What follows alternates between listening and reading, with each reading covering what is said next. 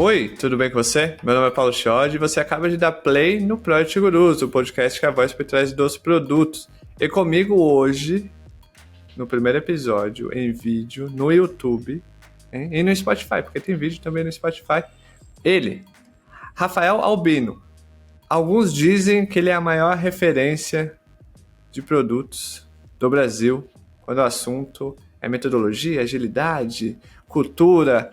É o homem que está alimentando as empresas com seus conteúdos sobre cultura. Certo, Rafa? Olha, que é isso, Xode, que responsabilidade, eu já tô aqui assim, né? Nunca me imaginei sendo apresentado dessa maneira, mas incrível.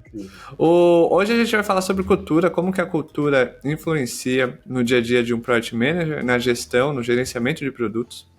E eu já quero começar com você, Rafa, com a primeira pergunta que é, o que é cultura? Porque tem muitas definições e poucas certezas sobre isso. Cultura, tem como dividir? Cultura de produto, cultura organizacional, cultura do time, ou é tudo igual? O que é cultura? Boa. Eu gosto muito de pegar as definições de outras ciências, que não, por exemplo, a administração ou a tecnologia, mas sim a antropologia. E dentro da antropologia, cultura tem como, digamos assim, característica ser um conceito, que ele é amplo mesmo, então tem essa subjetividade, mas que ele acaba representando de um jeito muito explícito um conjunto de tradições, de crenças e até mesmo de costumes que acontecem dentro de um determinado grupo social. E aí, a partir dali, a gente consegue começar a fazer as especializações, né, do que então é uma cultura de produto, o que é uma cultura organizacional. Então, essa é a definição que vem da antropologia. Com essa definição em mente, a gente vai se aprofundar no tema cultura hoje. Hoje é aula em formato de podcast, então se prepare, aí pegue os seus caderninhos, sua canetinha e comecem a anotar. Mas antes, recados. Tá ouvindo pelo Spotify e Apple Podcast? Clique no botão seguir e deixe suas 5 estrelas. Está assistindo e ouvindo pelo YouTube, que é novidade agora? Clique no botão inscrever e deixe seu joinha e também ative o sininho. Ao fazer a inscrição e ativar o sininho, que é uma única vez, você só precisa deixar o curtir e comentar. Comenta qualquer coisa, manda um emoji, só para gerar engajamento. E terceiro recado, ouça os programas patrocinados pelos nossos parceiros aqui na Project Gurus. Construindo produtos com você, um programa assinado pelo maior banco da América Latina, o Banco Itaú. Gestão de produtos na XP Inc., um programa assinado pela maior corretora de investimentos do Brasil, XP. E Terapia de Produtos, um programa assinado pela maior e melhor escola de carreiras digitais do Brasil e, quiçá, da América Latina, a Terra. Então, links estão na descrição. E aproveite, vão lá ouvir esses programas. Agora, a gente vai entrar no episódio de fato, tá bom? Ô Rafa, qual é a sua história em um tweet? Minha história em um tweet. Filho de professor e professor, irmão mais velho, casado já há mais de... completei 10 anos de casado, mas estou com a minha parceira há 19 anos, que é a Diego, minha grande parceira de vida. Tio de 2 mulheres maravilhosas, a Clarice e a Ana. E alguém que gosta de estar consumindo conteúdos e fazendo conexões desses conteúdos com as organizações e essa realidade que a gente está lidando hoje. Ô Rafa, 19 anos juntos? 19 anos. Porra, olha aí, 19 anos. Chupa, Sandy e Lucas. Dito isso, só o alt tab aqui meio pop. Ô Rafa, você pode nos contar um pouco sobre como a cultura de uma empresa afeta diretamente a área de produtos? Eu acho que é muito interessante pensar um pouco sobre essa questão de cultura e as interações dela com os elementos que compõem uma organização, porque a partir do momento que a gente entende que cultura ela pode ser expressada através de rituais, através dos valores de uma companhia, por exemplo, através de histórias que são contadas dentro, né, do dia a dia ou que foram compondo, né, aquela trajetória daquela companhia, através das práticas e processos mesmo que estão ali em curso dentro daquela organização. Então, aqui eu vou dar um exemplo. Uma cultura mais burocrática, as pessoas elas tendem a seguir mais os processos e os procedimentos. Numa cultura, digamos, mais colaborativa, os processos eles são entendidos como algo auxiliar ao trabalho que está sendo feito ali dentro daquele ambiente. Então, eu acho que ao entender que cultura ela vai sendo um produto de todos esses elementos que eu fui trazendo aqui, a gente pode perceber que em ambientes onde a gente tenha, digamos assim, uma colaboração ela sendo mais incentivada, uma perspectiva de quem é cliente, né? Então, aquela coisa de trazer a voz ou, digamos assim, essa perspectiva de quem é cliente para o dia a dia da organização. Discussões sobre testar rápido ou, digamos, né, aquela frasezinha que todo mundo adora, né? Falhar rápido, mas eu prefiro refazer essa frase e dizer aprender rápido. Porque aí se você aprende que tá certo, ótimo. Se você aprende que tá errado, tá ótimo também, porque gerou aprendizado, gerou reflexão. Eu acho que ambientes como esses, o pensamento orientado a produto, ele vai florescer de um jeito mais efetivo do que em outros ambientes onde a gente não tenha, digamos assim, tanto, né, esses estímulos sistêmicos mesmo, né, dos sistemas que estão dentro daquela organização e que podem ir minando, digamos assim, essa questão da cultura de produto em si. E aí você falou sobre um estilo de cultura, né? Agora, você mencionou um estilo de cultura. E você já trabalhou em empresas com culturas diferentes, muito diferentes. Eu acredito que não tenha uma empresa que a cultura seja igual à outra, né? Sempre vai ter algo de diferente. Como isso impactou no desenvolvimento de produtos nessas empresas? Agora, você estava lá trabalhando, né? Sofrendo esse impacto. Agora de fora, né? Um pouco mais de experiência, olhando para trás, como impactou? Essa assim, é uma pergunta muito boa, porque acho que no final do dia, quando a gente está pensando em desenvolvimento de produto, pelo menos o jeito que eu interpreto o desenvolvimento de produto é você conseguir entender muito bem um problema, você conseguir implementar muito bem essa, digamos, uma solução para esse problema, você conseguir entender quem é a sua base de clientes ou seu segmento e levar essa solução de um jeito que tem aderência para em cima dessas necessidades dessas pessoas e fazer com que essas pessoas elas se interessem ainda mais pelo produto e a partir disso, né, elas se tornem inclusive embaixadoras ali da sua marca ou, né, do produto que você está oferecendo. Então, o efeito rede ele começa a fazer sentido dentro digamos assim, até mesmo da empresa ganhando o mercado, né? Toda essa ideia de fatias de mercado. Dito isso, eu acho que é muito interessante perceber, por exemplo, em experiências passadas, especialmente como consultor, né, na minha época de plataforma tech, eu visitei, né, tive a oportunidade de interagir com naturezas de organizações bem distintas, assim, aquelas que nasceram antes da internet ela ser mais popularizada, né, e os dispositivos móveis, aplicativos e coisas do tipo, aquelas que nasceram através desse universo tech, né, então as fintechs, insurtechs e coisas do gênero. E eu acho que tinham alguns elementos que eram muito interessantes em empresas mais tradicionais ou que tinham já uma certa bagagem de mercado e que para mim foram essenciais para elas irem mudando, digamos assim, esse tipo de mentalidade. E isso era muito por conta da cultura que estava em prática, que era o elemento da liderança, ela ter uma perspectiva mais sistêmica das coisas. Então, em organizações, digamos assim, mais pesadas e parrudas, onde a camada executiva, a camada de gestão entendia que a tecnologia, que a orientação a cliente, que a orientação a problema, elas seriam base para que os sistemas daquela organização eles operassem de uma maneira mais efetiva, isso foi chave. Assim, então, aí, digamos, né, a absorção desse modelo mental de produto e tudo mais, ele foi muito melhor recebido do que em lugares que as pessoas achavam que implementar, aí começavam os termos, né? Implementar uma cultura de desenvolvimento de produto era você colocar um botãozinho ali com um raio squadificador e aí tudo se transformava em squad, né? E então as equipes eram squads, que era só trazer automações dentro de um fluxo, por exemplo, de código, de produção de código, que estava todo quebrado, mas tinha ali pipelines automatizados que no lugar levavam código de um lugar a lugar nenhum, assim, mas tinha pipeline lá implementado.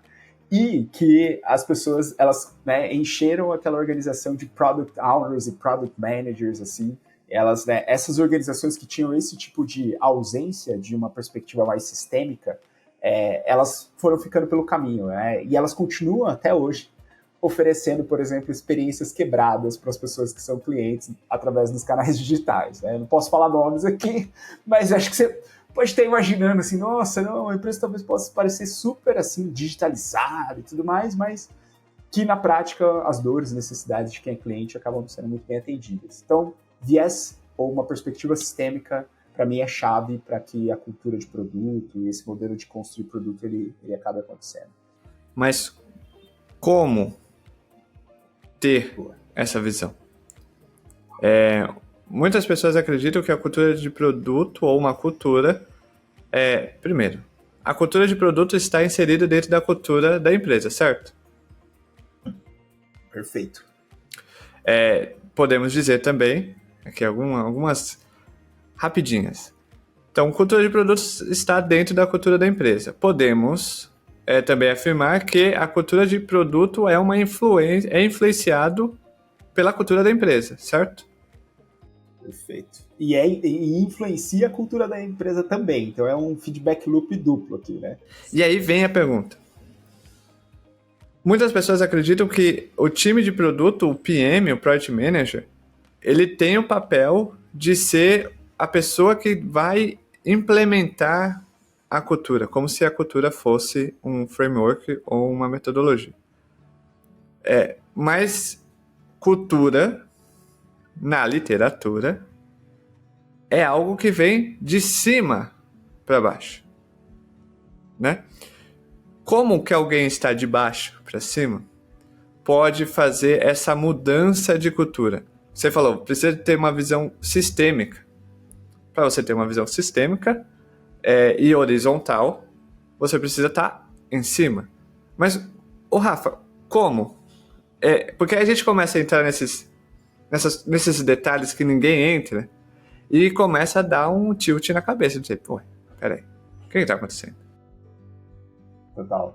Olha que coisa interessante, assim, né? Se a gente pega até as próprias definições mais atuais sobre cultura organizacional, elas vão dizer que a cultura ela acontece de cima para baixo, de baixo para cima, e que a perspectiva da pessoa fundadora da empresa ela é fundamental, e especialmente se essa fundadora ou fundador está na empresa ainda, ela é fundamental para transmitir mensagens importantes sobre quais são os comportamentos aceitos naquela organização, quais são os comportamentos não aceitos naquela organização, quais são, digamos, os sistemas de incentivo daquela organização, quais são os sistemas para expurgar pessoas que não estejam aderentes a esses comportamentos esperados. Então, é basicamente assim, né? Digamos que a fundadora ou fundador influencia, mas conforme a empresa começa a crescer, essa voz ou essa perspectiva ela vai ficando, né, ela vai se diminuindo, porque a gente vai implementando sistemas que, de alguma maneira, quais seriam esses tipos de sistema? Onboarding, receber pessoas. Esse é um sistema que está colocado dentro da organização, que se você pensando numa ideia de levar uma cultura de produto, coloca algum tipo de intervenção ali de capacitação ou de até mesmo de trazer linguagem de produto para dentro do onboarding dessa organização. Então, o que é um backlog de produto? O que é um roadmap? O que é uma perspectiva de planejamento trimestral? O que são os OKRs? Enfim, perceba que ao trazer isso para o onboarding, você já está educando a pessoa nova que está chegando dentro da sua organização a saber como opera aquela organização. E aí, para que ela, de alguma forma, seja parte daquele ambiente, ela precisa conhecer a linguagem. Então, né, trazendo um pouco de respostas bem práticas aqui sobre como implementar esse tipo de cultura ou como influenciar esse tipo de cultura, eu também não acredito que é a pessoa Product Manager que vai fazer essa transformação. Não acho, não deveria. Na verdade, a pessoa Product Manager, eu acho que ela deveria ser muito um modelo a ser seguido de como construir produtos, como né, você conseguir mostrar a possibilidade dentro daquele ambiente de que é possível construir produtos. E que só isso já dá um baita de um trabalho, especialmente se você tem um ambiente onde, por exemplo, não existem métricas disponíveis para você analisar como está a saúde daquele negócio, onde você não tem, por exemplo, estruturas de pesquisa para poder captar né, informações para você poder fazer um design de problema. Então, assim, só de rodar, digamos, né, o modelo de produto dentro de uma organização dá um baita no trabalho. Aí imagina ter que mudar comportamento das pessoas, ter que, de alguma forma, trazer ali mecanismos e procedimentos e práticas para a organização como um todo. Então, o que eu tenho visto funcionar dentro das organizações? A primeira questão é qual tem sido a linguagem dentro daquela organização? Repertório mesmo de comunicação. Então, as pessoas elas têm falado sobre, digamos assim, questões ligadas a produto, termos ligados a produto? Se sim, ótimo, porque pelo menos está na voz das pessoas, né? Se está acontecendo na prática, a gente não sabe, mas na voz, as pessoas elas estão expondo isso, né, de uma forma compartilhando. E aí, a partir do momento que a gente colocou a comunicação, digamos, essa linguagem acontecendo dentro da organização, vem a segunda dica que está sendo muito interessante observar dentro de uma área que não tem como natureza trabalhar tanto com produto, que é o RH, que é de você pegar exemplos muito práticos e colocar, através desses exemplos, metodologias e formas de trabalho que as pessoas começam a questionar, nossa, eu preciso entender o problema antes de partir para a solução? Nossa, existe uma técnica de cocriação aqui super interessante com as pessoas e que a solução que emerge dessa prática de cocriação, eu como pessoa que estou numa área, por exemplo, de RH, nunca imaginaria, porque eu cocriei, né, com quem está ali. Então, a segunda dica que eu coloco é importante ter casos práticos e casos conectados com aquele ambiente. Então, não pode ser aquela coisa do tipo assim, eu cheguei como gestor e gestor de produto, aí eu quero implementar exatamente as mesmas práticas e modelos da empresa anterior na empresa nova. Isso não vai colar. Eu brinco que as pessoas são expurgadas quando elas tentam fazer isso. É tipo, sai daqui!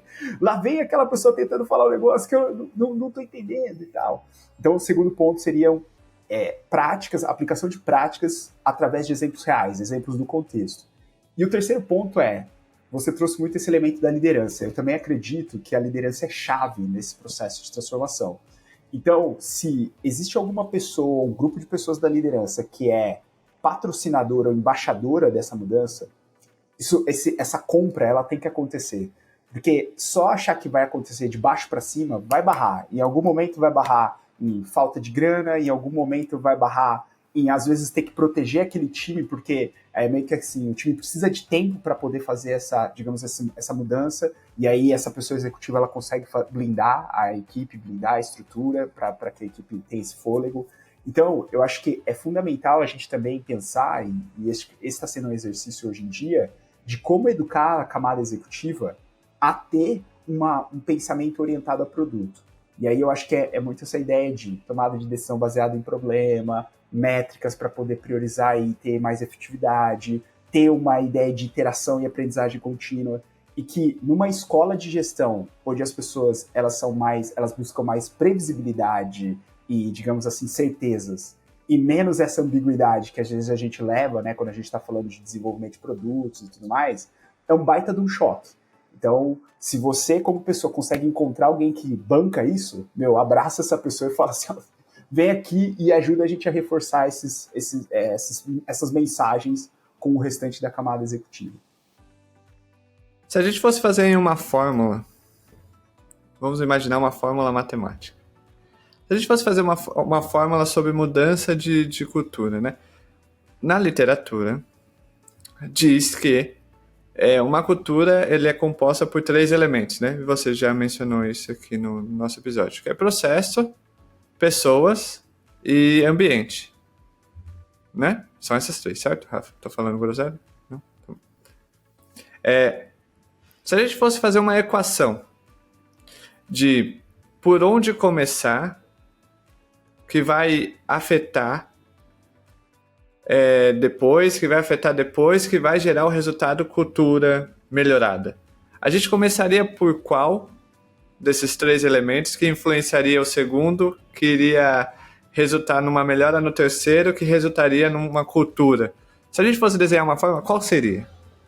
Boa. Essa é muito interessante, olha, assim, porque aí eu vou te dizer que, como cultura é um tipo de conceito que ele tem, na própria definição, o aspecto da complexidade, quando eu penso numa fórmula, eu vou muito para a ciência né, as nossas metodologias científicas e tudo mais. E na ciência a gente buscou durante muito tempo, principalmente desse último século, a simplificar as coisas.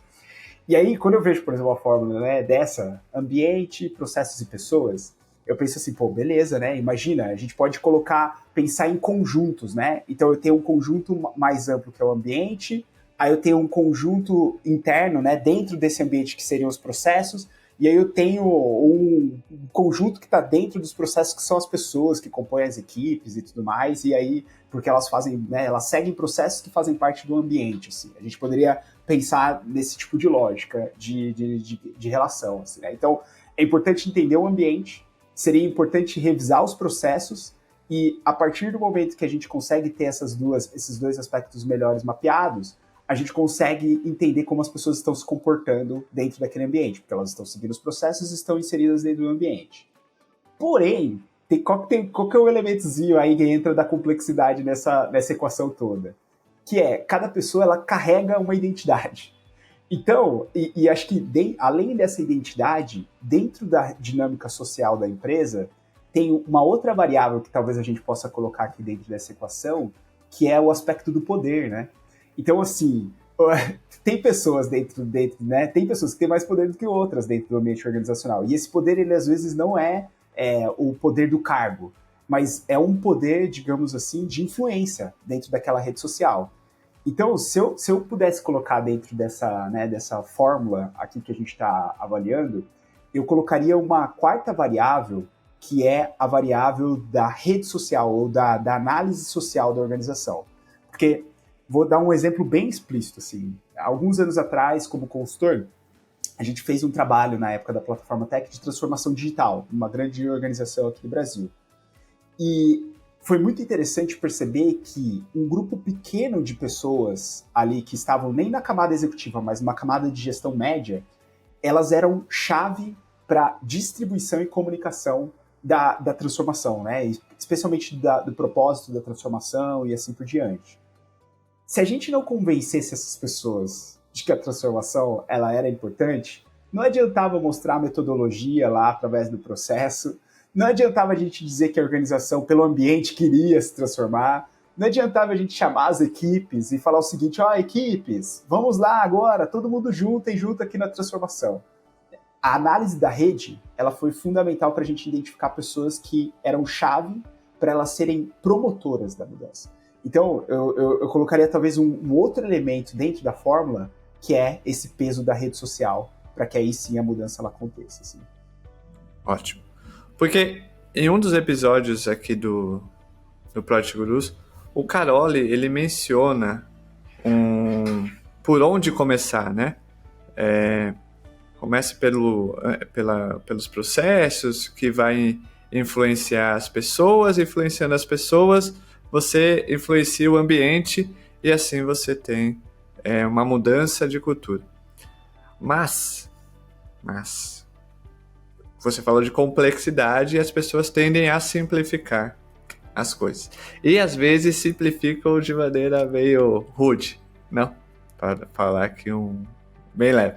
Que é, as pessoas olham e falam assim, não, eu quero melhorar minha cultura. Se tem um pilar de pessoas, então eu tenho que mandar embora as pessoas que estão aqui, que não fazem parte da cultura que eu quero, e vou contratar as pessoas que eu quero que estejam inseridas, ou que tenham um perfil da cultura que eu quero. Aí trazem as pessoas. Só que ela ainda não mexeu em processo e não melhorou o ambiente para isso. Você tem visto esse tipo de comportamento das empresas? Ou é algo meio conto é uma lenda isso? Não é.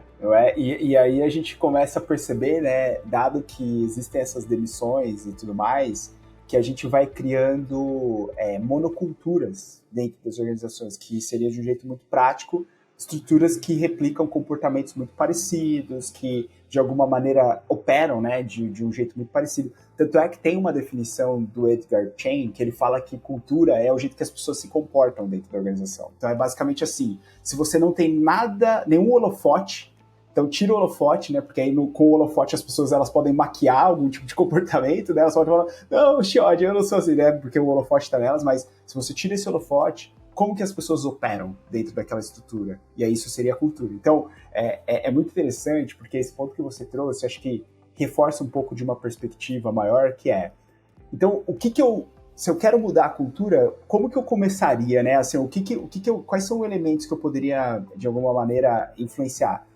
E eu diria que, assim, pessoas é um desses elementos, mas eu diria que, assim, especialmente, ao invés da gente ficar falando só do individual, quais são os comportamentos que um determinado grupo de pessoas tem e que são comportamentos que nós queremos aqui estimular dentro dessa organização. E quais são comportamentos, talvez, que determinados grupos de pessoas tenham, que a gente precisa dar uma abafada neles, e aí, talvez a estratégia seja mandar embora, talvez a estratégia seja realocar essas pessoas. Eu tive a oportunidade de assim, né, acompanhar pessoas que se transformaram pelo simples movimento de rotação em times, assim. Então, a pessoa estava num ambiente super difícil, que ela não conseguia, né, executar o trabalho dela, ela não conseguia colaborar e tudo mais. Ela estava ficando super frustrada, e aí um sistema, que é o sistema de avaliação de performance, estava dizendo que aquela pessoa ela não estava fazendo o trabalho dela, né, nas expectativas que estavam sendo estabelecidas, e pelo simples ato de rotacionar, de mudar aquela pessoa, pronto, ela entrou num ambiente acolhedor, num ambiente onde ela conseguia, de alguma maneira, ser integral, e isso fez com que ela, enfim, voasse. Então, tem uma frase da Donella Meadows que eu gosto bastante, que é mais ou menos assim: não existe pessoa ruim, existe sistema ruim. Então, acho que essa é um pouco, né, da reflexão quando você quiser mandar a gente embora. Lembra dessa frase, assim, tá? Será que não é o sistema que tá ruim, né? Então... Porque tem algumas... Eu gosto de ler muito, principalmente sobre o comportamento humano e tal, e tem alguns textos que falam que somos o resultado do ambiente onde a gente está inserido. Então, se a gente está querendo ou não, você entra num ambiente meio tóxico, aquilo vai, de alguma maneira, no primeiro momento não vai te atingir. Mas se você passar tanto tempo lá, você vai começar a sentir aquele ambiente e você vai começar de forma, sem perceber, agindo da mesma forma. Então, querendo ou não, o ambiente influencia demais. Dito isto, a gente falou muito sobre cultura, sobre processo, sobre ferramentas, sobre pessoas, mas de forma bem simples e prática, assim, mas sem ser simplista, claro. Como que isso tudo afeta no dia a dia de um Product Manager? Eu vou te dar um exemplo clássico. A pessoa de produto, ela tendo a solução disponível, então a solução já está construída, e ela tendo que ficar esperando uma janela de publicação dessa solução, se for uma solução digital, porque o ambiente, ele é um ambiente onde as pessoas elas não confiam nas equipes para que elas entreguem produto em produção, por exemplo. Esse é um exemplo clássico, assim, direto. Outro seria qual? A pessoa de produto, ela chega dentro do ambiente, ela carrega um repertório, por exemplo, de descoberta, né, de discovery, e ela traz também uma ideia de como criar, digamos assim, mecanismos de descoberta dentro da estrutura, e a primeira pesquisa que essa pessoa roda, o ambiente descredibiliza a pesquisa. Falando, isso aí é viagem, isso aqui, né, o cinismo atacando, isso aqui não funciona assim, né?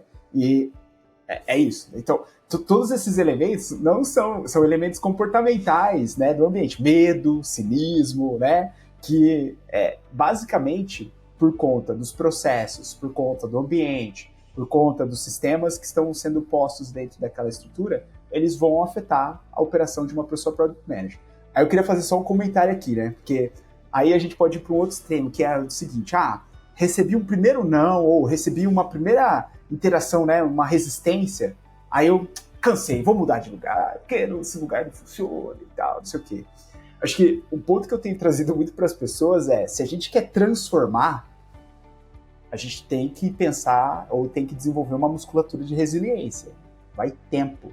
Transformação eu brinco com as pessoas, é assim, se você planta uma semente, ela leva tempo até ela ser colhida. Talvez nem seja você que vai colher essa semente, essa planta, tá tudo bem, né? Tá tudo certo. Você foi lá, plantou, passou um tempo e tal, regou, aí veio outra pessoa, continuou regando e tal. Então, eu acho que um ponto que eu queria trazer como reflexão óbvio, se o ambiente está sendo tóxico demais, que está digamos assim, né, te deixando doente, sai, né? Nenhum CNPJ vale aqui, né, a nossa paz de espírito, certo? Mas, e a nossa, né, saúde mental. Agora, faz parte lidar com resistências e ter que, de alguma maneira, ir quebrando essas barreiras, assim.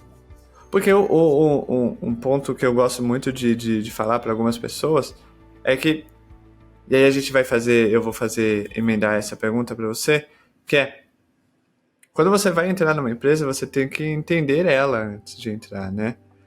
Eu estou entrando numa startup é exigido uma maior velocidade, a pressão é um pouco maior, a sua vida pessoal ela vai ser consumida de alguma maneira, porque é startup, quer crescer, investimento, etc, etc. Se você for para uma empresa grande, já estabelecida, grandona, você vai sofrer pressão, mas você pode meio que controlar essa pressão dependendo do seu momento de vida, né?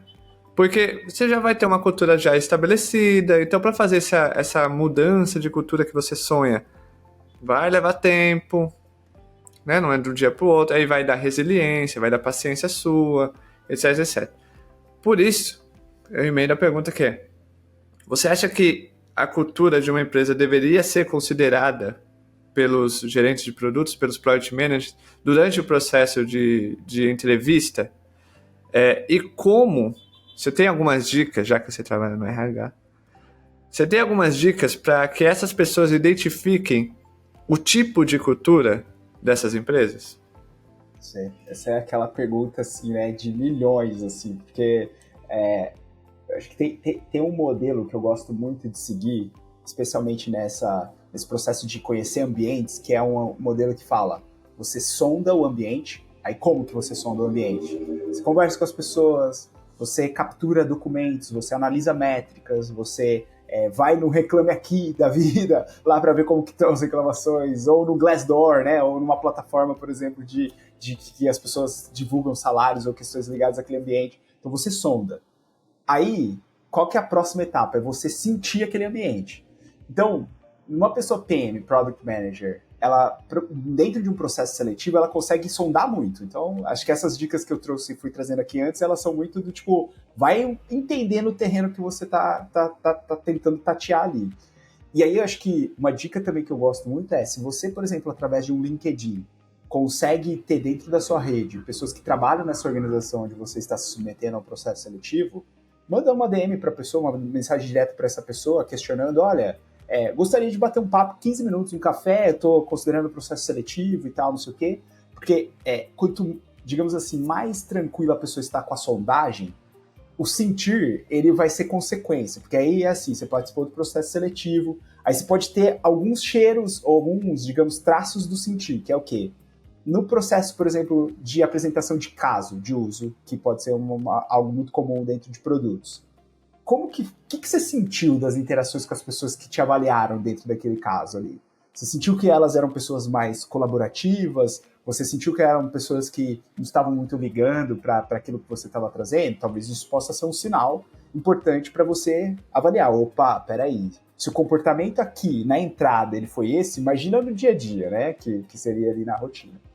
E aí, a última etapa desse frame seria o agir. Então, assim, você sentiu isso, falou, putz, parece que não tem nada a ver comigo. Então, age pensando, vamos para a próxima, vamos pensar numa outra organização que talvez faça sentido. Ou, putz, não, isso aqui tem tudo a ver comigo. E aí eu adorei, né, você ter trazido que existem diferentes, digamos assim, momentos de maturação ou maturidade das organizações, né? E eu acho que é muito importante a gente também reconhecer que, conforme a organização ela vai evoluindo ao longo da trajetória dela, a cultura vai mudando. Então, eu hoje tenho a possibilidade de estar num ambiente que é uma organização que existe há 10 anos, e que, assim, ela teve um crescimento super acelerado, e que eu convivo com pessoas que estavam na época que ela era uma startup, só que hoje ela já deixou há muito tempo de ser uma startup. Então, óbvio que tem traços culturais lá, de colaboração, orientação a problema, uma perspectiva de cliente sempre como sendo o centro das decisões, uma ideia de agir de um jeito que a intenção é sempre a melhor para a empresa e tal, que são traços que vieram lá da startup, lá da essência. Só que pela escala, pelo volume de pessoas e também pelo volume de clientes e responsabilidade financeira de resultado que a gente tem hoje, esses mesmos comportamentos, eles têm traços um pouco diferentes. Tem lugares que esses traços são maravilhosos, muito legais. Tem lugares que, né, tem minhas críticas. Tá, talvez a gente tenha que fazer aqui uma intervenção para dar uma reciclada nesse ambiente, ou pensar em como mudar um pouco dos sistemas de incentivo e reconhecimento e tudo mais. Então é bem bacana, né, também saber que a cultura é viva, né? Algo vivo. Você falou sobre maturidade, e você está inserido em algo que faz sentido essa frase que a gente ouve por aí, que é: toda startup sonha em ser empresa grande. E isso diz muito sobre cultura, não? Demais. E eu acho isso muito interessante, assim, Charlie. Toda startup, ela sonha em ser grande desde que o modelo mental da pessoa fundadora, do grupo de pessoas fundadoras, seja que crescimento é a única opção. Porque eu conheço startups que foram fundadas por pessoas que entendem que sustentabilidade é melhor do que crescimento acelerado e intenso. Tem certo e errado? Não tem. Mas, olha que coisa interessante. Desde o início, o ambiente daquela estrutura ele vai ser moldado pela perspectiva da pessoa fundadora. E aí tem um trabalho super legal de cultura organizacional do Edgar Schein, que ele fala que a perspectiva de quem funda uma empresa é essencial. Então, assim, né, é óbvio que conforme a empresa vai ficando mais velha, né, a empresa vai perdendo esses traços dessas pessoas fundadoras. Mas, assim, nos anos iniciais, é mais ou menos assim, a voz ou aquilo que as pessoas fundadoras elas expressam é traduzida como a realidade e as pessoas elas acreditam nisso, né? E elas vão atrás disso. E aí vem o ponto, né? Estratégia de produto. Existem dois temas que dá uma série, que é cultura de produto e estratégias de produto. Ambas as coisas, querendo ou não, são complexas. E tem um elemento contexto que muda tudo. Mas como alinhar a cultura da empresa com as estratégias de produto? Porque a gente já falou aqui que o Product Manager ele não vai mudar a cultura da empresa. Ele pode influenciar tal ali, de forma mostrando o resultado, etc. Mas algo que ele faz é estratégia de produto.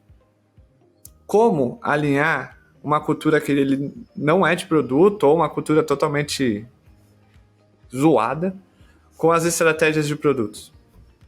Essa é uma ótima pergunta. E aí eu concordo muito com o comentário que o Caroli trouxe, que os processos nesse sentido, eles ajudam bastante.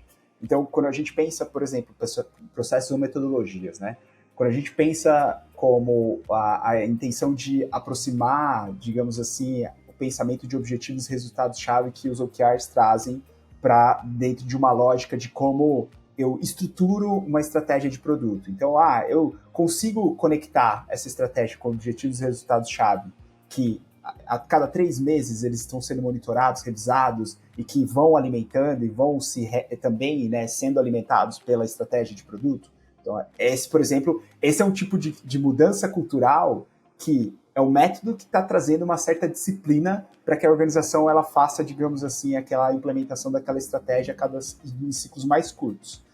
Aí, um outro ponto que eu acho que é interessante, especialmente de estratégia de produto, é quando a gente pensa num processo de captar percepções de quem são as pessoas clientes, assim, ou usuárias, digamos, do produto.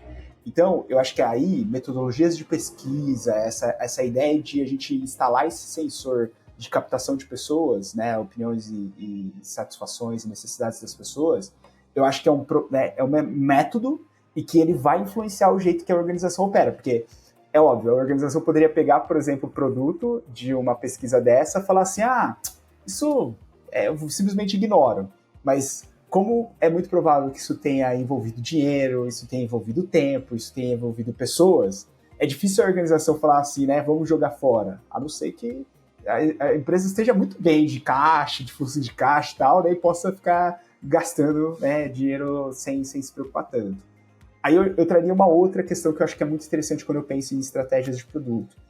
Especialmente quando a gente está desenhando apostas, e aí a gente pensa, bom, beleza, esse é um caminho, esse vai ser o nosso foco, é isso que a gente estabeleceu como diretriz, segmentos e coisas do gênero. Vamos jogar uma aposta para saber se a gente está se aproximando daquilo que a gente estabeleceu como outcome ou como resultado. Quando a gente pensa muito em metodologias ágeis, que vamos tentar construir um produto que seja minimamente ali, né, aderente àquele objetivo, mas que a gente aprenda mais rápido e tal. Isso tudo é o método que está falando para a gente assim, quanto mais cedo a gente entrega, mais cedo a gente valida a estratégia. Então, eu acho que, né, trazendo de um jeito muito prático, métodos e metodologias e práticas, elas podem ser boas alavancas para ajudar a conectar cultura com estratégia de produtos. Se deixar a gente, para encerrar, a gente vai ficar conversando aqui por horas e horas sobre cultura, estratégia, porque o papo, conversar com o Rafa Albino, é muito fácil e muito gostoso, né? Então você que está assistindo, está ouvindo, a gente pode perceber que é muito legal ouvir o Rafa falando sobre cultura, não é algo tão maçante, tão técnico, ele não usa jargões, nem nenhum termo assim que confunde a gente. Ô Rafa, para encerrar, a gente falou sobre o Project Manager, ele não vai mudar a cultura de uma empresa, mas ele pode influenciar. E você mostrou ali e tal. Qual dica? Por onde começar? Existe um time box por etapa? Tipo, espera. Eu já ouvi pessoas assim me aconselhando assim, Chiodi, faz essa análise antes de mudar de empresa. A cultura, o processo, o ambiente, a mentalidade das pessoas vai mudar daqui 6 meses? Vai mudar daqui 3 meses? Vai mudar daqui 1 ano? Se a resposta for sim, não, ali no começo, se for não no começo, para 3 meses, se for não para 6 meses, antes de você chegar no 1 ano, você pergunta, eu aguento 6 meses? Se você aguenta 6 meses, você pergunta, e daqui 1 ano? Vai mudar? Não. E aí você resolve tomar a decisão. Se daqui 1 ano isso que eu tô vivendo não vai mudar, será que eu aguento ficar aqui? Faz sentido isso? E pensando nisso, quais dicas os Project Managers pode ter para tentar mudar a realidade deles no âmbito de cultura da empresa? Boa. Olha, acho que eu concordo muito, assim, porque acho que no final do dia, né, essa abordagem que você trouxe, ela nos ajuda a entender se o ambiente está aberto, né? Existe abertura né? Abertura a ter algum tipo de mudança, abertura a... Então, eu acho que é isso, né? A gente tentar avaliar o quão aberto está aquele ambiente, isso é um sinal excelente para você, como pessoa, ir definindo até onde você aguenta ou não aguenta, assim. E aí, eu traria um complemento em cima dessa questão da abertura, que é a perspectiva de aprendizagem. Então, assim, será, e aí pensando especialmente em pessoas gestoras de produto, né? Será que existe abertura a construirmos produtos e existe interesse em aprender a desenvolver produtos? Porque aí é mais ou menos assim, você junta as duas perspectivas e fala, é isso, eu vou ter apoio de pessoas, eu vou ter oportunidade, digamos assim, né, de fazer algo do começo ao fim. Eu não vou ficar sendo estimulada como pessoa ficar mudando de rota toda hora só para atender as necessidades e interesses de pessoas que são partes envolvidas ou partes interessadas, né, stakeholders. Então, eu acho que abertura e aprendizagem são duas coisas importantes. Como que a gente pode fazer isso? Eu tenho tentado muito conversar com as pessoas antes, por exemplo, de me comprometer a entrar em determinado tipo de ambiente. Então eu vou lá e falo assim, eu consigo conversar com a liderança, com as pessoas que estão fazendo parte do dia a dia e com pessoas que estão aqui há mais tempo e menos tempo, porque aí você vai pegando opiniões muito diferentes, opiniões de cima, opiniões de pessoas que estão guiando, digamos, ali né, a entrega das coisas acontecendo. E assim, isso eu acho que traz aqui uma ideia que é importante gastar um bom tempo ou um tempo necessário para você fazer uma boa leitura ou um bom desenho de mapa. O terreno você só vai conhecer quando você estiver lá. Não tem jeito. Você pode achar, nossa, não, eu conheço muito bem aquela empresa. Não. Você só vai conhecer quando você estiver com o seu e-mail, com o comunicador interno. Só vai conhecer ela assim.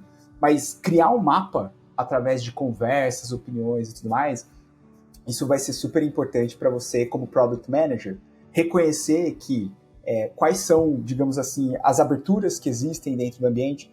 Então, eu complementaria também aqui dizendo que eu acredito muito que as pessoas PMs, elas são agentes de mudança. Isso assim, elas são. Elas impulsionam a mudança, elas, de alguma forma, né, mostram caminhos da mudança.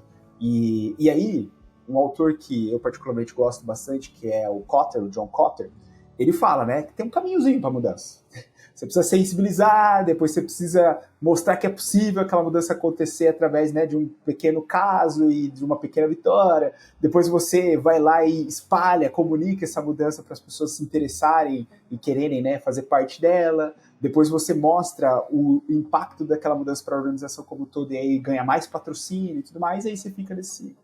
Então assim, né, se Product Managers quiserem, e eu acho que para qualquer pessoa que está dentro do ambiente organizacional, conhecer um pouco de gestão de mudança é base para você não se frustrar, para você conseguir ir desenvolvendo cada vez mais essa resiliência. Então, eu acho que é isso. Assim, todos somos agentes, todas as pessoas somos agentes de mudança. Assim. E é com essas dicas que você coloca em prática. Veja aí qual o tipo de cultura que você está inserida, e tome suas decisões.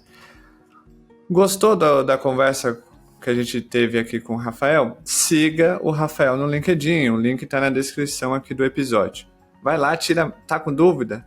Vai lá, ele é mega acessível. Vai lá, manda uma mensagem, manda uma pergunta. Compartilhe o contexto onde você está inserido com ele para ver se uma dica de ouro do Rafa possa te ajudar. Quem sabe? Né, Rafa? É isso aí. E obrigado demais pelo convite, ó. É um prazer. Eu estava comentando contigo antes aqui, sou ouvinte do podcast, consumo muito do conteúdo, eu gosto muito da autenticidade, né, que o Product Gurus traz, assim. Então, para mim, foi uma honra, assim, um prazer estar aqui contigo nesses quase uma hora que a gente está aqui conversando, basicamente. E é isso. O Rafa volta no futuro. Ele vai voltar, com certeza ele vai voltar. Então você que ouviu até aqui, de novo, siga o Rafa nas redes sociais. O Rafa vai deixar algumas dicas, alguns links de livros e de artigos. Vai estar na descrição também do episódio, para você ir lá ler mais. Tem artigo, recentemente ele soltou no LinkedIn dele um post bem interessante sobre cultura. Também o link vai estar na descrição para você ir lá ler, tudo bonitinho, com calma. E é isso, chegamos ao final desse episódio. Muito obrigado por você ter ouvido e assistido até aqui. Beijos, tchau, fui.